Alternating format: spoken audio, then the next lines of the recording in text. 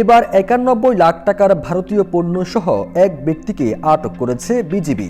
এ সময় একটি মিনি পিকআপও জব্দ করা হয়। বুধবার শেরপুরে জিনাইগাতীতে অভিযান চালিয়ে এসব ভারতীয় পণ্য জব্দ করা হয়।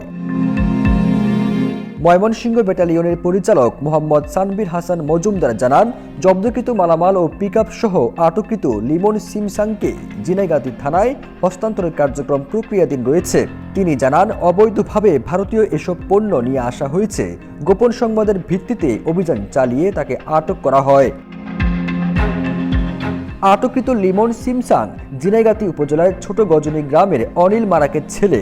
এক প্রেস বিজ্ঞপ্তির মাধ্যমে বিজিবি জানায়, জব্দকৃত ভারতীয় পণ্যের বর্তমান বাজার মূল্য ৯১,৫৬,৫০০ টাকা।